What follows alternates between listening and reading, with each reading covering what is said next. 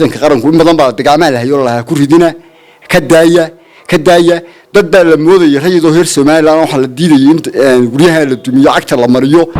ana huwanta soo bahaysatay iyo argixisada wada socday iyo al-shabaab meesha dalka waa lagu soo duulay kelmad leeyahay galad dagaalka ayuu ku soo shaacabahay marka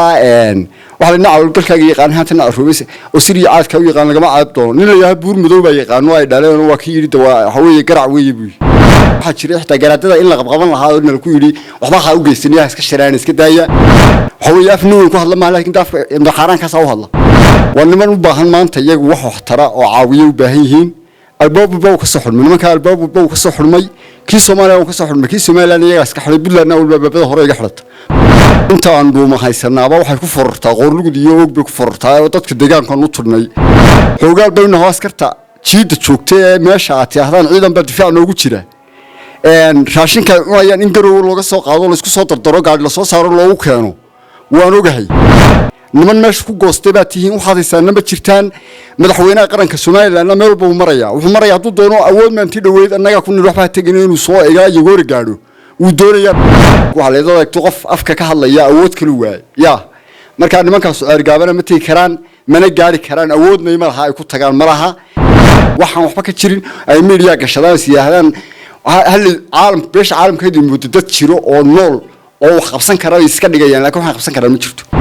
al-shabaab ka soo duusho Soomaaliland ayaa loogu tala galay marka arintu waa tii fashilantay maalintii ciidanka qaranka la hoosaasiyay inta badan ciidanka qaranku in badan baa dagaal marka arinta diyaaradaha waxaan leeyahay waxay ku jirtaa dagaalka walba kula jireen bay ku jiraan labada hore habeed ku yeeshana waa gad la soo baxay labada daba ka mid lagu yaqaan moogta hawlii la saaman wala aanu joogay Cabdiraxmaan oo iska dhowdhow yihiin habeen horaan ka soo galay barigii ka soo galay warlugud baan joogay muddo imika gaaraysa 5 casho intii hore aan oogiye baan joogay ilaa inta aynaba u dhaxaysa marka hawlihii bariga meel wacan bay marayeen huwantii soo bahaysatay dalka ku soo duushay istii Soomaaliland waxba yeeli karaysan way fashilmeen waxa isla hayeen ma jirto xoogaal baan u ah oo waxaan ogahay askarta jiida hore ay yiraahdaan jiida hore ciidan difaaca noo jooga ونمن بحن مان تيجي وح ترى وعاوية وبهيهين الباب بو كسحر من مكان الباب بو كسحر مي كي سومالي وكسحر مي كي سومالي أنا يجلس كحر بالله أنا والباب هراء يجحرت مركا وحلا روح يسلها ينمشط مركا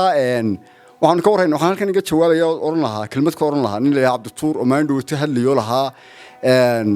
لح أنت عنده ما هي سنة أبا وحيكون فرطة غورلو دي يوق بكفرطة وتذكر دجان كان نطرني هل كان ميديا كهلي نك وحنا لا وحقال بينسكون هاي دوما هذا ستان ورثة كوتشر ترى قشرت كوردا كم تشري محد دوما هذا ستاي ترى يعني برا لا نك وحنا لا هاي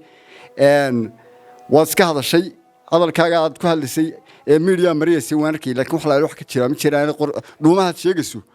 حقال بينه هاسكرتا شيء تشوكتي ماشي هذا عيدا بدفع نوجو تشري راشين كان يعني إنجرو لوجا سوق هذا لسه صوت الدرجة على لسه صار لوجو كانوا وانوجهي niman meesha ku goostay baa tihiin waxaad haysaanaba jirtaan madaxweynaha qaranka Soomaaliland meel walba uu maraya wuxuu maraya hadduu doono awood maantii dhaweyd annaga ku nir waxba tagin inuu soo eega iyo goor gaadho uu doonaya annaga ku nir waxba tagin madaxweyne waxa jooga dad meeshan shacab iyo mooyin lagu soo duulay iska noqo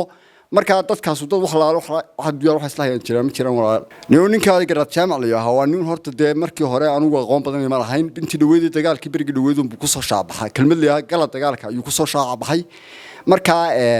waxa la nacay dalkaaga yaqaan haatan Ruubeys oo Siriya caadka u yaqaan lagama caab doono nin la yahay buur madow baa yaqaan ay dhaleen waa ka yiri waxa weeye garac weeye buu waxa dhalay buu yiri oo dad la yiraahdo hebel daro walba dhalay buu ninkaas yiri